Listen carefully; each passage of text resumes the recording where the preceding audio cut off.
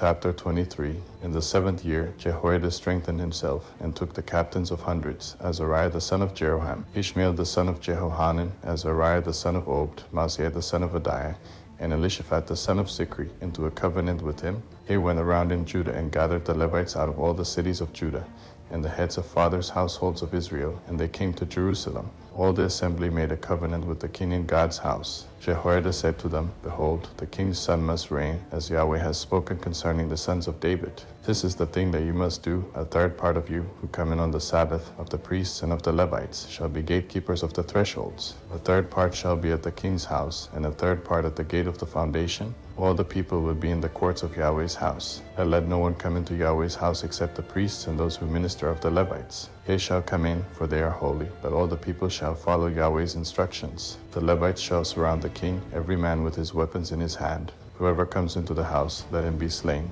He with the king when he comes in and when he goes out. So the Levites and all Judah did according to all that Jehoiada the priest commanded. They each took his men, those who were to come in on the Sabbath, with those who were to go out on the Sabbath. For Jehoiada the priest didn't dismiss the shift. Jehoiada the priest delivered to the captains of hundreds the spears, bucklers, and shields that had been King David's, which were in God's house. He set all the people, every man with his weapon in his hand, from the right side of the house to the left side of the house, near the altar in the house, around the king. Then they brought out the king's son, put the crown on him, gave him the covenant, and made him king. Jehoiada and his sons anointed him, and they said, Long live the king. When Athaliah heard the noise of the people running and praising the king, she came to the people into Yahweh's house. Then she looked, and behold, the king stood by his pillar at the entrance, with the captains and the trumpeters by the king. All the people of the land rejoiced and blew trumpets. The singers also played musical instruments, and led the singing of praise. Then Athaliah tore her clothes, and said, Treason, treason. Jehoiada the priest brought out the captains of hundreds who were set over the army, and said to them, Bring her out between the ranks, and whoever follows her, let him be slain with the sword.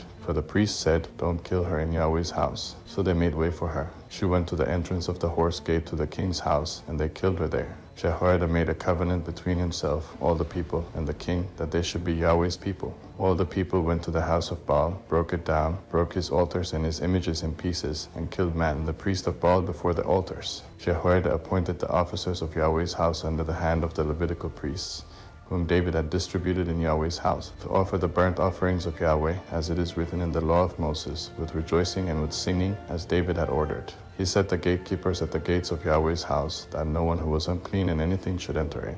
He took the captains of hundreds, the nobles, the governors of the people, and all the people of the land, and brought the king down from Yahweh's house. They came through the upper gate to the king's house, and set the king on the throne of the kingdom. So all the people of the land rejoiced, and the city was quiet. They had slain Athaliah with the sword.